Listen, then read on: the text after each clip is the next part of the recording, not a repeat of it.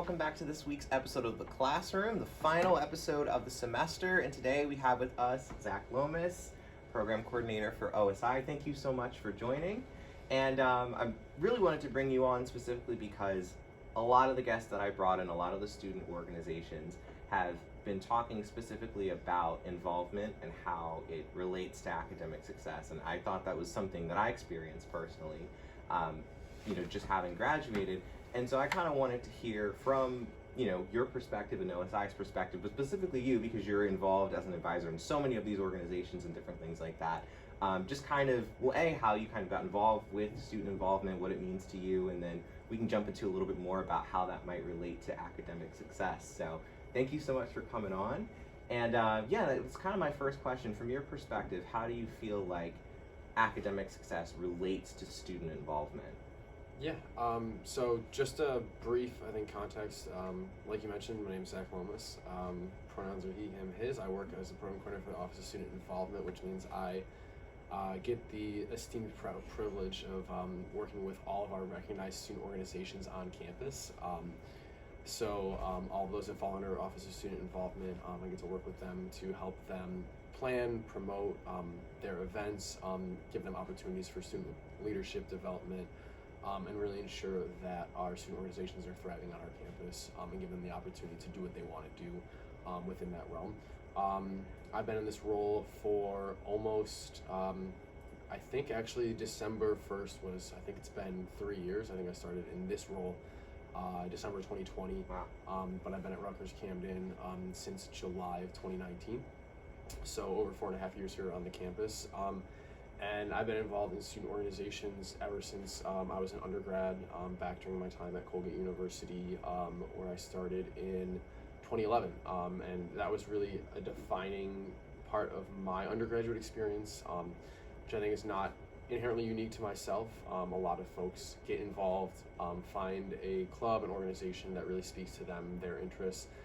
For me, ironically enough, it was our radio station. Yep. So this feels very at home to me, speaking on the microphone.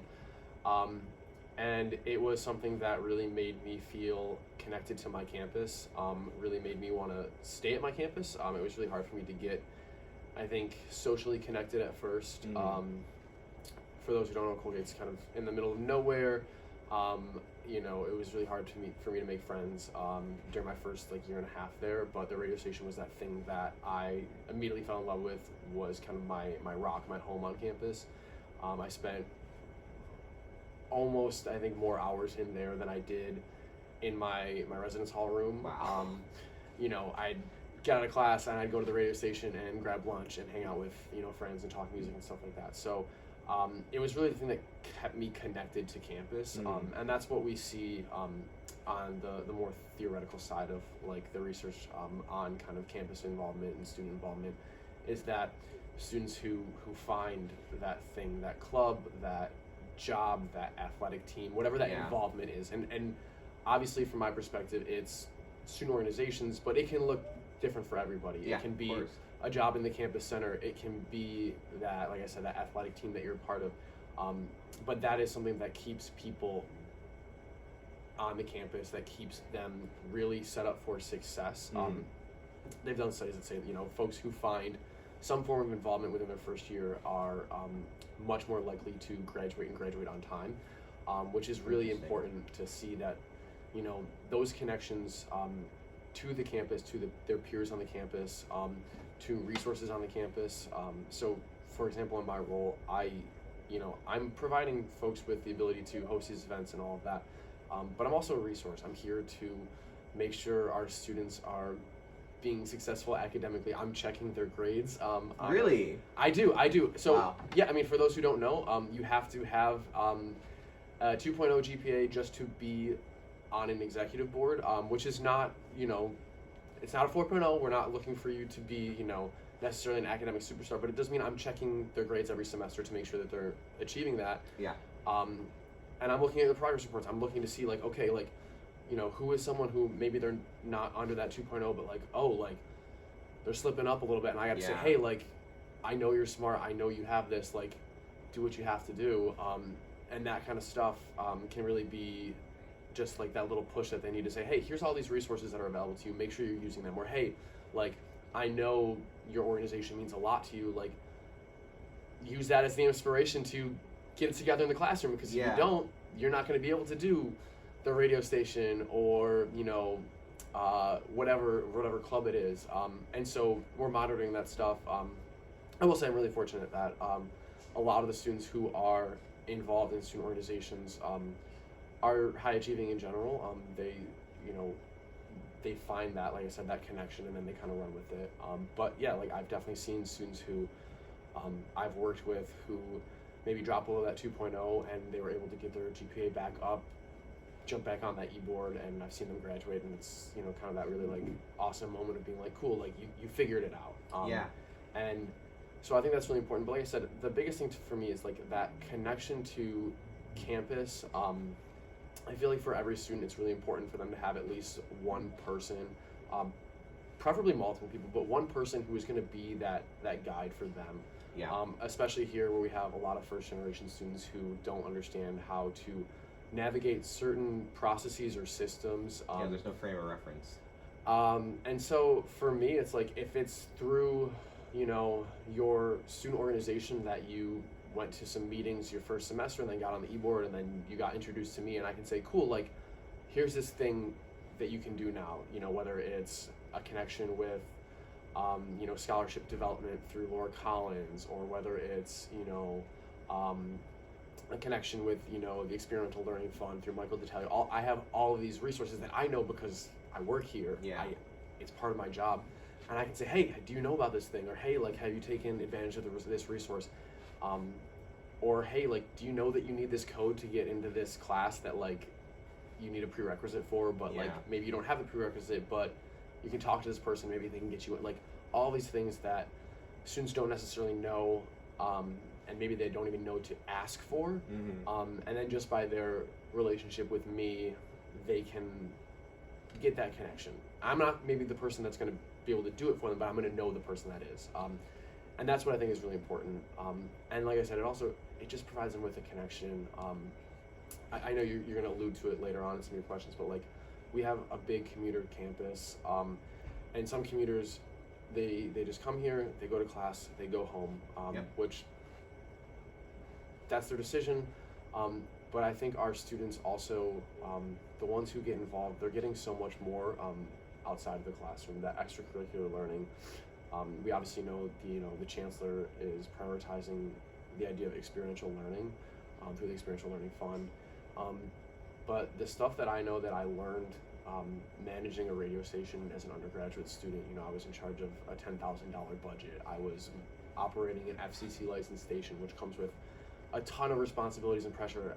Stuff that when I went out and was like trying to like look for jobs or decide to go to grad school, I was like, okay, if I could do that, I could do anything. And that was my thought, like that confidence. So that's what we want, you know, students to build to be successful, for sure. And I think the thing that is really important that you touched on there is, even if, for example, you might not be the person that does the thing for them, or for example does tutoring for them or everything, like, it's just as important to know the people who know the people. And I guess that would be one of the questions that I have, because like I was a commuter student, for example, and so like I still live 45 minutes away, and in my first semester I came here and I literally had the mentality I was going to come here and I was going to leave, and that's it. And the second I started getting involved with student organizations, that just connected me with people who just knew where to point me, knew to point me to the Learning Center, and then I got involved there, and then that turned into, you know, here we are now. And so my question would be, for commuter students, what ways do you think it, you know, and maybe it's, you know, for example, like the commuter social hour or different things like that, how can they get more plugged in terms of like resource awareness? Because I feel like a lot of times that's where it starts, to even then, like you said, know what questions to ask for when they need help. Yeah, so I think it's twofold. So like I said, and I alluded to it in my first answer, like, is one, kind of like find like that mentor, that champion. Like, there's someone on this campus who, you know, maybe you're in EOF or Trio, and you know, you connect with Brandon Quiles, maybe as many have. As many have. Maybe you're I guess we're talking about commuters. Maybe you're involved with a fraternity and sorority, but you're a commuter and you're not like really a part of it, and then but like get connected with the person who's in charge of it. Like all the like there are these different points of entry, but like someone out there that you're gonna find a connection with. Like this is it's not the smallest campus, and even at small campuses, like there's someone who you're going to be able to connect with from a professional staff or faculty level. For me, during my undergraduate experience, it was one of my professors who advised our radio station. He was my academic advisor because they served kind of that dual purpose. And we both loved very similar music. I ended up taking, I think, like 6 courses with the dude. Like, after I graduated, he was leading a study abroad trip in London. I went and visited him and stayed at his flat. Like, I think of him as a second father figure, but like, anytime I needed anything, I knew I could go to him and he would help connect me. And there's somewhere on that campus for everybody. Like, there's someone who you're gonna just click with. It might take a little bit of kind of like figuring it out, and that's why it's important to make those connections, to talk to the people that work here. You know, it might be me, it might be Chrissy Taylor, she just got married, I can't remember that, who oversees like our student employment in the campus center, and you know, pretty much runs this building. It might be someone, you know, if you're a veteran, maybe it's Fred Davis up in the Office of Veteran and Military Affairs. Like all these different people who, you know, you're gonna find someone who shares that connection. But the second thing is, I tell people all the time, is just like, just go to student events. Like, and I know that's hard, like you said, when you're 45 minutes away, but there are all these cool events. Students, you pay a student activity fee. It goes to these student orgs. You can either watch that money go to those orgs and other people are taking advantage of it, or you can do it too. And depending on the school you go to, it's maybe 20-ish bucks, I think, a year or semester. But last week, Friday, I went to Masala Madness from South Asian Appreciation for Tradition and Heritage. Tons of awesome performances, great food. Dylan performed, and that event was free, provided by student activity fee. Yeah. Even if you were just like, didn't care about the performance, you easily got probably $10 to $15 worth of awesome Southeast Asian food. Cool. There you go. That's like half your student activity fee right there. Week before that, VSA's night market. Same thing, bunch of awesome food, bunch of awesome activities. That's 2 events. You go to 2 of those, your student activities fees is covered. Yeah. And you can go to even more than that. But if you do that, you're probably going to find an org that speaks to you, whether it's your career path, whether it's your cultural or faith-based identity, whether it's just a hobby. We have a tabletop gaming society that just formed. You're probably going to find some people that share something with you. And I think once you find that, you're going to find that, yes, that 45-minute drive or commute or whatever it is might not be fun, but you're going to be drawn to this community. We're social creatures. We want to find people that share the same interests, the same passions. And once we find that, we realize, like, oh wow, like I really want to be here. I want to, like I said, I was an undergrad. I wanted to be in the radio station because those were my people. I felt like a lot of the people at Colgate weren't my people, but I knew this little niche place was my home, and I knew when I walked in there, I was at home. And that's what I want from our student organization, is you all, every single student, to be able to find a home. Yeah. And yeah, we know that you have other commitments, jobs, family members, and so yeah, it's just like take a little bit of time, try to figure out your schedule, to just make that leap, because I think once you kind of get hooked, you're gonna realize, like, oh, this is fun, this is really fulfilling. I'm learning a lot about myself, doing a lot of self-reflection, and it just feels. It's even hard to describe, like just the feeling you get when you're in that room. Like I said, last Friday, Masala Madness, there's over 150 people watching amazing performances and then dancing all together at the end of the night, you know, sharing food with each other. It is really a special thing that you don't see in a lot of places. So. Yeah, and you need those moments to balance out all of the stress of the semester. 100%. That's another thing too. It's like I said, it's fulfilling, and it's just like, yeah. Take the time to enjoy the things that are provided here that are not just, you know, the academic stuff. Like, the academic stuff is really important, but one of the cool things about college is you get to meet so many different people and enjoy this stuff. And there is obviously pressure to succeed, but there's also, you know, one of the few times in your life where you're just like, hey, I can just go to all these different cool events, and for the most part, they're all free. Yeah. So it's like, take advantage of it, because like you're not gonna get like once you graduate, you're not gonna get these just like at your disposal. You know, I'd have to go back and look at the math, but usually there's like almost at least an event every single day happening on this campus that you can go to. Maybe it doesn't speak to you, but like there's something happening, you know. There's literally late night breakfast, pajama palooza, winter wonderland tomorrow, which like everybody should go to. Yeah. I don't know when this actually gets released, but Tuesday the 12th, which is like free event, awesome activities, food, like it's like, and it's free. Go to it, take advantage of it, because once you graduate, you're gonna have to pay for that stuff. You have to pay to go to the concert, or you know, the movie theater, like all those things, and it's like, just take advantage of it now. Yeah.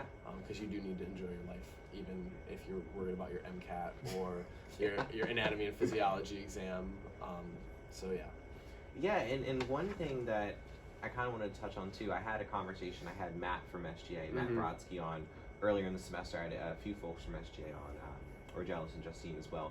But one of the things that Matt was saying specifically is he was like, these student orgs, they have so much potential, even, you know, within themselves, but also to collaborate with other people, other organizations. And he was you know, imploring, you know, like other departments, you know, professors, academic offices like class, just to get more involved with these orgs, whether it's to, you know, cross promote or whatever. Like for example, the past last week we had with the RUC STEM Olympiads, they had a study hour, like a study break session, and we had class peer tutors there to offer like drop-in hours, things like that. So my question to you would be, since you know you're plugged in with these organizations, what do you think that they need in terms of support from faculty and staff, just so that they feel like they are being supported from more people than just students? You know what I mean?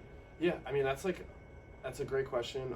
I think from simplest thing, one of the things that our students and student organizations need to feel supported is just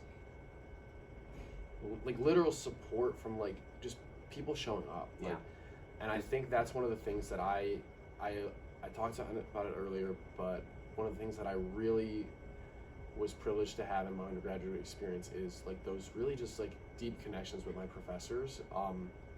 And I think part of that was because like I would be able to connect with them during office hours. I would see them at events. You know, we'd really, you know, go to like, there was like a pub in town that they host trivia every week, and you'd see like teams of professors and students, and like, and you felt like I can be myself. I can connect with these professors. They're not like on a pedestal. I mean, they were incredibly smart people, and I was always wowed by like their academic work, but I was also like, one of my professors is like sitting over there at a table, and his trivia team is called McLovin. I'm like, okay, cool, like you're a dude. Yeah. Or I would go and get invited, you know, over to have like a pre-Thanksgiving meal with them at their house, like, and so I think like seeing their faculty and staff members come to their events and support them, like, doesn't even need to be collaboration. Just like seeing them there is showing up. It matters. Like, I know when my student orgs see me at their events, which I wish I could go to more. I wish I had 70 hours in the week, and also the same amount of hours outside of here to spend with my loved ones, etc. Because I know that it means a lot when I show up. They get excited, and I think it means the same from their faculty and staff. And it allows them to, like I said, create those connections where they're more engaged in the classroom too. You know, if they see their professor from AMP come to Masala Man, and they're like, oh wow, like so and so showed up, like that's cool, like, and then they might be a little more inspired, like, hey, like I'm gonna take their words of advice in the classroom a little more seriously. Like it's that two-way street of like, okay, you showed up for me, now I want to show up for you. And I think sometimes we like take that for granted, that like a student's just gonna like show up in the classroom just because, you know, someone has a PhD or they're in this position of authority. But I think it shows a lot when those people show up in those spaces too and say, hey, like I care about you. I want to give a shout out to you know, Kimberly Moran from Forensics. She, I know, advises some of our groups, but she's shown up and been supportive and helped with their events, and I think they really take notice of that. I know Anthony Geneva, those folks, like it's noticeable when like either like advisors to the orgs from that side, or like folks just show up, like the students notice it. So that's the first thing, and then yeah, like a collaborative event, like it's always cool, like when office or department can come together and say, hey, like this is what we're trying to do. It definitely takes a lot of planning, a lot of like forethought, especially with just like the timing of like when budgets come in from Yeah. student organizations. They're submitting, I mean, they literally just submitted those at the end of November, like around Thanksgiving, for the spring semester. So it's like, as an office, you're like, oh, we got to plan this way in advance. If we're looking to have that be something where the organization is providing funding. But if the office has funding, which I know budgets are tight around everywhere, Yeah. or if it's just something where you're like, we don't need funding, we don't need to have the food or the speaker or anything, it's like we're just coming together for trivia or something like that. Those things, I think they do, like I said, it shows that there's like this willingness to work together, this willingness to be there for one another. In some ways, like I think I alluded to it, it humanizes folks who sometimes feel almost on this pedestal of like, Yeah. I remember, I think it was 2 years ago, but Chem Club was just doing their tie-dye lab coat event, which they do all the time, but their advisor, Dr. Kumi, came, and the whole group was just like, when he showed up, they were like, Kumi! Yeah. And they were like, you could tell, like they were excited to see this guy because they had this great relationship with him. And I think if more students have those relationships with faculty, staff, like that's when they become more, as I talked about earlier, connected to the campus. Like they're just here, not just to get a degree, not just to come to class and leave, but they're like, oh, like the university is invested in me. I want to invest back into it, which is important for so many reasons. But yeah, so I think that's the biggest thing I think of. Yeah, and those collaborations don't have to, like I said, be these big monetary things. They can just be like, hey, like, an academic department wants to come together and host a trivia night or something. Yeah. But it is just, I think it does take some of that investment of like, hey, like, you might have to stay past 5 o'clock. And Yeah. but students are going to see that. They're going to see that, oh, y'all were there. You took the time to prioritize, being around for our students in a way that, signals that you're prioritizing us, which I think means a lot and goes a long way. And yeah, like would you say, from that perspective, like let's say going into next semester, because this is one of the things that we're looking at is how can we get more involved. Small things like that, because I personally feel like they make a big difference. But I'm part of the like premise of this whole show is bringing in other people to hear their perspectives. And one of those things that I'm curious about is those, like, even if it's smaller events, because again, time and budgets and schedules and everything. Because for example, a couple of the events that we ran this year, like we did one there, it was a writing workshop, and it was just like you could journal or you could do creative writing. I spoke on it, different things like that. Is that directly involved to writing a paper? Not necessarily, but we felt like it was important, even if like we had maybe 10 people show up, and I'm like, but those 10 people hopefully are going to be more incentivized to come back. So do you think that more things like that are kind of what you would like to see from not just our department but other departments as well? Yeah, I mean, I think it's about a couple things, like definitely just like those, like I said, those collaborations, always I think nice with our student orgs, just to like show that like they're not like on an island, like they're not just doing this off on their own, and that it doesn't matter except for them, because I think it's a really important part of our campus culture is what they're doing. 100%, yeah. And then I think like the second thing is just like, yes, obviously important for those 10 students, but it's like cool, like I'm always, an advocate of like, what do folks want, looking at like data of like, okay, like what is successful, what isn't, and like listening to like our campus, because you mentioned it, working your campus, it provides a lot of challenges in programming.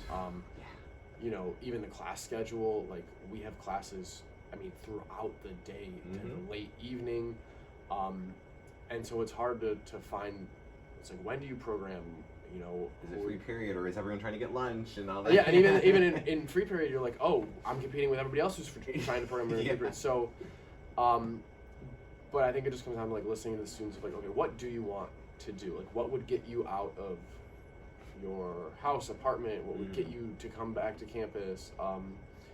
You know, looking at like when do a lot of classes end, so that way you can try to catch that traffic. Like, there's all these different things that go into it. I think it's just trying to like hear where students are, and meet them there, so that way you can do the best to support them. Because we can sometimes have these ideas of like, this is what the students want, and it's like, I could be totally off. Yeah. And sometimes you have to just like cut your losses if like something is not working, and be like, you know what, it didn't work. Like, people were not responsive to this thing. We're gonna try something new. And listening to them when they say like, yeah, this thing didn't work, or this thing is just garbage and we don't want to see it. Like, even if you're like, wow, but I really liked it, and you're like, well, they didn't like it. Yeah. So. Yeah. Is it about me or is it about them? It's not about it. Like, yeah. It's not about me as an administrator, about what I want to do. So yeah. Yeah. Awesome. We're gonna take a break and just do 2 songs, and we'll jump back in. I have a couple more questions. What I know I sent you 4 songs. What did you want to play first? Because I want to talk like a hot second about them. Yes. I wish we had another hour we could just talk music. I had Like Pacific up first, and then I had Unless by Pentimento up first. Is that order good? That's perfect. Yeah, so for these songs, I tried to pick songs that, I mean, all of these, I still love these bands, but these are definitely very much like songs that spoke to where I was in college. Like I said, I did radio in college. All of these bands definitely played on my radio shows. But these first 2 actually are important to me because both of these bands actually played Colgate. I actually brought both of them to Colgate. No way, that's awesome. So Like Pacific, some of my homies, they're from Toronto, Ontario. And yeah, they played my junior year. We put them up in the basement of our, it's called the Chapel. It's not actually a religious building, but played in the basement. I actually my like on-campus band opened up for them. But yeah, this song is the title track off of their album Distant Like You Asked. It's called Distant. All right. Cool. And then the other one's Pentimento, and they're from my hometown Buffalo. But yeah, both of these bands played Colgate while I was there. I got to bring them there, which was an awesome experience. And like I said, an experience where I got to do something that would then give me these experiences to shape kind of my career later on. So yeah, that's awesome. Student organization stuff. That's great. All right, Like Pacific by no, it's Distant by Like Pacific. There we go. All right. Thank you so much for tuning into those 2 tracks. They're really good. I really enjoyed those. And basically kind of picking off of what we were talking about involvement specifically and engagement and all those kinds of things. One of the things that a lot of students also mentioned specifically when they came on about, you know, what they would like to see more, I guess, focus and awareness on campus from an academic side, from professor side, is just more focus on mental health and wellness.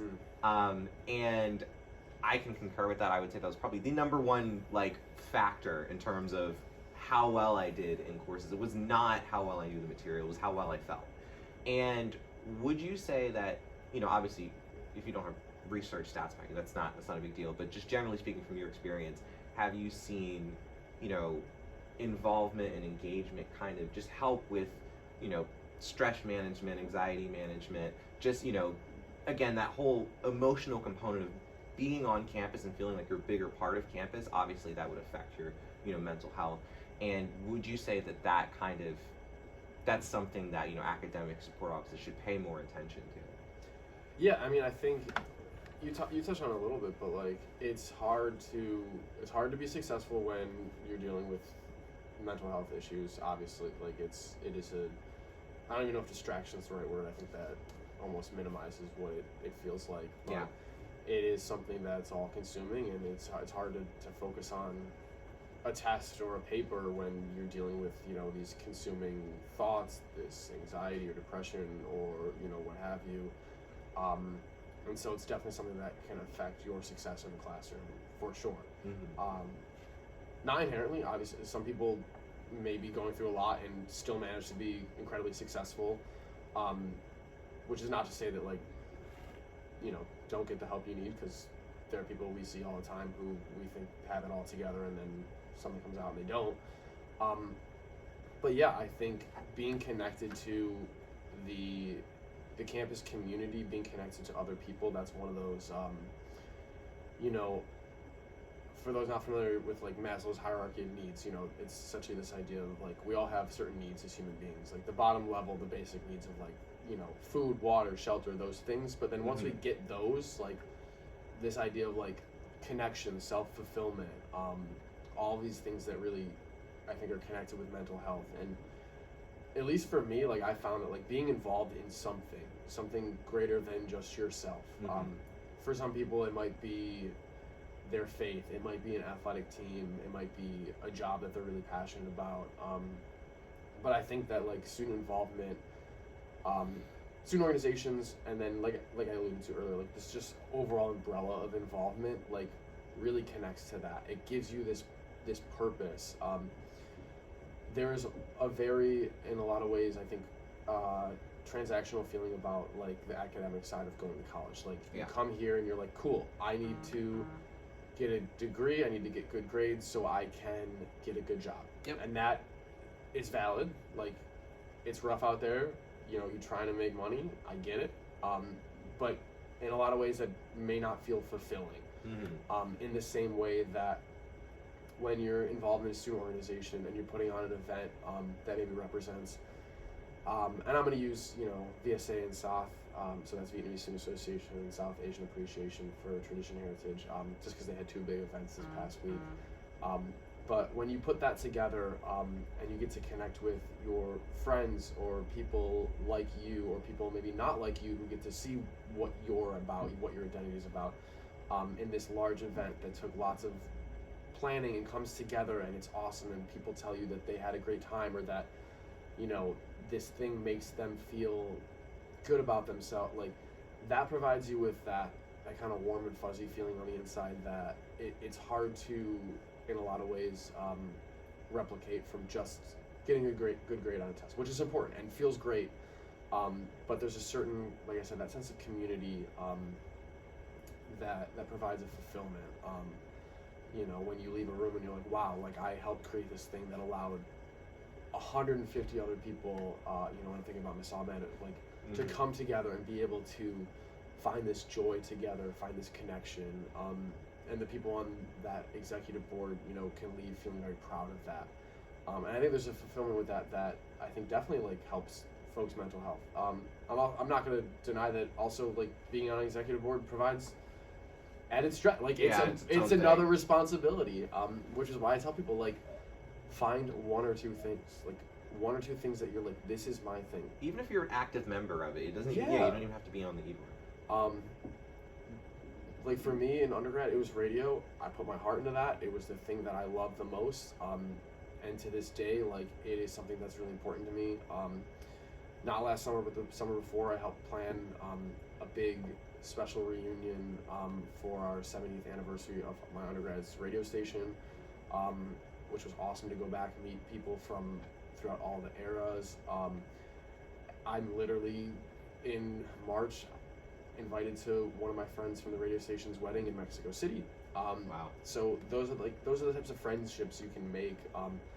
And to connect this all back to mental health, it's like that stuff is gonna sit with you, hopefully for the rest of your life. You probably will not remember the exact score you got on the second anatomy and physiology exam you took. Yes, focus on passing it. You should pass it. Please try to pass it. But you'll remember the experiences. But you're going to remember these experiences. You're going to share stories with, you know, potentially your kids, and they're going to look at you and be like, oh my God, Dad, like, shut up. And all of that is going to, you know, support your mental health. The other thing I want to mention, I just have to plug it. I don't know if it's necessarily connected to student organizations per se, but with regard to mental health, self-care, all that stuff, like, it is also like, it's not necessarily like an easy thing. It takes work. Like, and I want to emphasize, like, some people are like, oh, self-care this, self-care that, and it's like only like that, like superficial stuff, like the bath bombs and like the spending a lot of money online shopping, and it's like, okay. But if I've learned anything about like dealing with my own mental health stuff, it's that like it's a lot of self-reflection. It's a lot of, you know, going to therapy, which I want to plug it right now. Like, you can go to therapy here on campus. There might be a little bit of wait, all that, but this will be the only time in your life, most likely, that you will be able to see a licensed counselor for free. So take advantage of that. I know there's a lot of stigma around that, whether it's just general social stigma or maybe a particular cultural stigma, but I want to say, like, it's really helpful. Like, it's something that can really allow you to think about things. It's also just really nice to talk to someone where, like, their job is just to hear you talk to them. They're not your friend where you have to dump a bunch of stuff on them. They're not your parents where you maybe have to feel pressured about, like, what you can or cannot say to them. So even if you're just like, I don't know if it's for me, it's like, just think about it. But yeah, so that's kind of like my plug for that. Is like, I think student organizations are very fulfilling. And also just take your mental health seriously and approach it like you would something that is serious about your health, because it is. That's one thing. I'm glad you mentioned that, because I think because this is just generally, and you know, some of the commuters, even people that live on campus, it's just there are so many people who have so many different responsibilities. They are working full time. They have job on here, a job somewhere else. I know people who took eight courses, and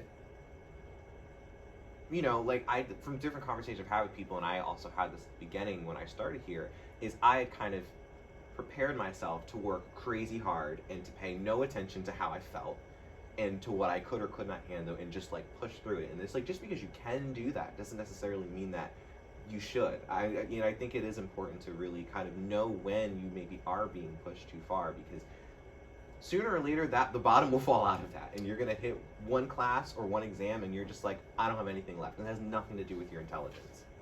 Yeah, I always like to use the metaphor of a plate. We talk about like putting things on our plate, whether that's involvement in a student org, whether that's classes you're taking, whether that's emotional stress from, you know, your friends or family putting stuff on you. You know, we all have stuff we put on our plates, these metaphorical plates. But you know, we just had Thanksgiving recently. Like, if you load up a plate, you know that no matter how big your eyes are, how good the food looks, you get to a certain point with a plate where you keep putting stuff on it. No matter how much you try to hold up that plate, it's gonna fall over. Yeah. And some folks just want to say yes to everybody. Some people want to just please everybody. Like, we can't do that. Like, you can only put so many things on your plate before it all falls over, and then you're left with no turkey legs, no stuffing, no gravy, nothing. No gravy. And that's no way to live. So yeah, like, you have to be very cognizant of, like, what are your limits, what are those boundaries you want to set. Yeah, because otherwise you're going to get overwhelmed. Or you're just not going to be able to execute things to the standard that you set for yourself, whether that's student organization. Like I said, pick one or two things. I've seen people try to do, you know, be president of 3 or 4 different clubs, and it's like, it's not going to work. Like, it's just, you're putting too much on your plate, and then all of those things suffer. Instead of 2 of them being really awesome, you have 4 things being meh. And what was the point of that? Same thing, taking too many classes or doing it's like, people would rather you give your all to a couple things than give, you know, just a little bit, or try to like fake it for, you know, 5 things. And people can tell. Like, people can tell when you're phoning it. Oh yeah. No, and that's important too. And like, you know, kind of wrapping up everything that we've talked about going into like next semester and just going forward, you know, like from classes perspective, because it's like, yes, we do academic tutoring, right? And it is a very, you know, like, this is the textbook, it's a very practical service that we provide, but part of what's in our name is student success, and there's so many other elements that go into that.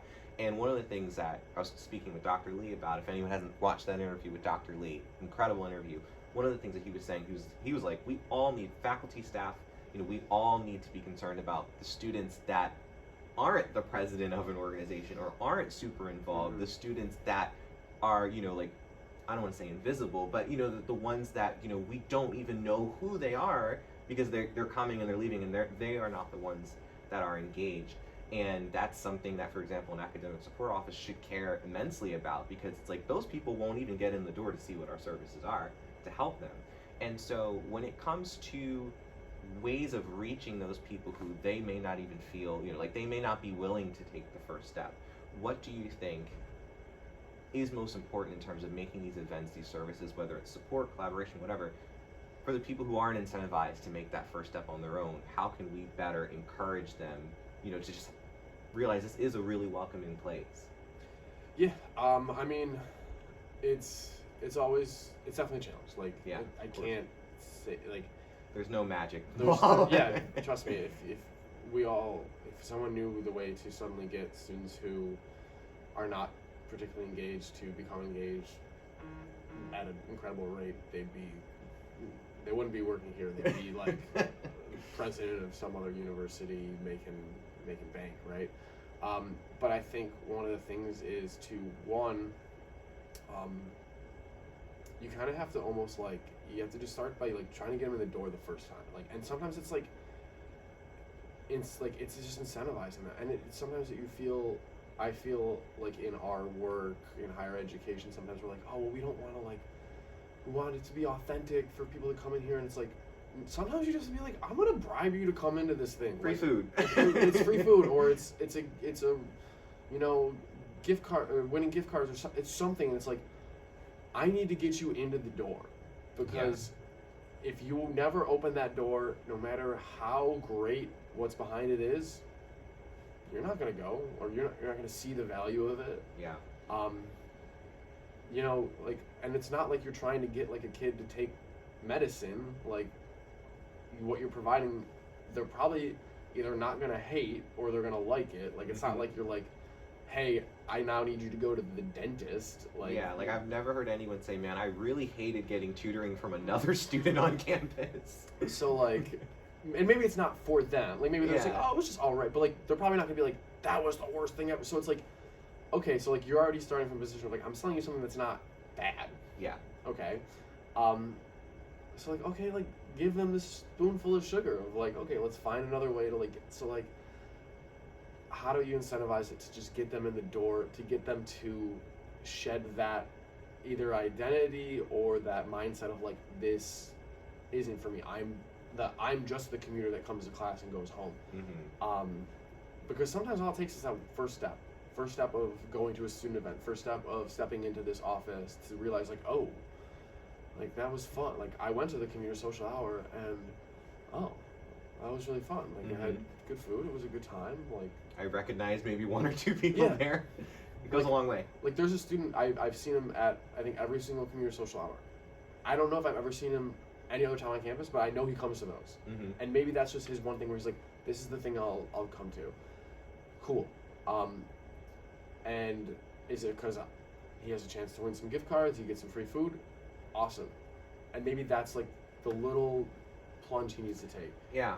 And so, like I said, it's not easy. I think it does, like I said, take some sort of incentivization. Like, I can't help but like empathize that like our students are busy. Like, it's not like we're not, Rutgers, New Brunswick, where I think it's like 40% of their students are living on campus, so like they're already there. And a bunch of them are also probably living incredibly close. Mm-hmm. We also have a lot of students that have jobs. They have all these other responsibilities. So I also try to tell myself, like, it's not just the student who says, oh, I'm not going to this. They're saying, I have to make a choice between being involved on campus and, taking care of my little brother and sister and going to this job so my family has more money, like, or so I can afford college. Like, and so I think it's also sometimes understanding, like, okay, like, how can I accommodate that with, like, the events I provide? And how can I also just realize that, like, there will be students who Rutgers Camden will be a transactional thing for them because they're like, I need to get a degree because I need to help support my family. Yeah. And that's okay because we all have different priorities. And I don't want to shame that student for like, I don't want to be like, oh, well, give up your part-time job so you can come to my commuter. So I was like, no, like, if you need to do that, you need to do that. Like, I know one student who works 4 jobs. Mm-hmm. shout out to her though, because she still comes to the community social hour. And I don't know how, or other events. Like she's always like, it's my understanding that she doesn't get enough sleep. So That's for anytime someone's out, I'm just like, you don't sleep. You should sleep more. So there's a lot about that. Of course. So that's where I'm at. Like there's students we can that are like kind of like in that demographic of like, okay, like what do I need to do to get you to kind of consider coming to this? And then there are some students where it's like, okay, you have other responsibilities that are, you know, drawing you in other places, and that's okay. Yeah, and I think based off of our conversation and even the conversations I've had on campus, one of the things that I'm finding just from all the conversations I've had so far is that having, you know, the social events and having that side, you know, and then also having, you know, the academic support side and all those different things, making the distance between these two things like a little bit closer, you know. And so it's just like, if I, like, for example, at Masala Madness, I think it's like three or four of the people that are on the e-board, they are tutors as well, you know what I mean? Or, you know, if someone's having an event, there's, like, for example, for the STEM Olympiads, we were at their event, but last year when they had, you know, they did the crime scene, their main event. Yeah, their main event. You know, like Dr. Lee was there, and a couple of other professors, and so I think maybe part of it, especially for those students who are just like, I'm here to get the grades and everything, is just making they don't have to be so far apart, the social and the academic, because I mean, at the end of the day, it's all about who you connect with, whether it's teachers. I mean, it all comes down to connection. 100%. Yeah. It's all about making connections. That's it, and that's that's definitely been the theme of this season of the classroom so far. And so thank you for kind of closing it out. I thought you were the perfect person to kind of wrap up everything we've been talking about. And we'll play which song do you want to play? I mean, so we have it's 12:14. You got till 12:20. Let's go. So the first show I ever did, I'm gonna have to give a shout out to my undergrad radio station, WRCU 90.1 FM, first station in the 90s and the first in my heart. But the first show I ever did was a ska-themed radio show my first semester. It was called The Ska-tastrophe, and this is my favorite ska band of all time, Streetlight Manifesto. The song's about 6 minutes, so it should fit perfectly. And this song is actually about like mental health stuff. It's called A Better Place, A Better Time. Awesome, A Better Place, A Better Time by Manifesto. After this track, I will close this out super quickly because I don't want to go too far over. But I'll be back in just a few minutes. Enjoy this track. And thank you again, Zach. Of course. Was A Better Place, A Better Time by Streetlight Manifesto. That was a great track. I love that. And this is the last episode of the season. Thank you guys so much for tuning in. Really, the way that, you know, we kind of set out to expand it, bringing more organizations on, and, you know, a lot of just new conversations with a lot of new different people. I can very confidently say I've been really happy with how it's turned out. So I can't wait for next semester, and we will be back next semester.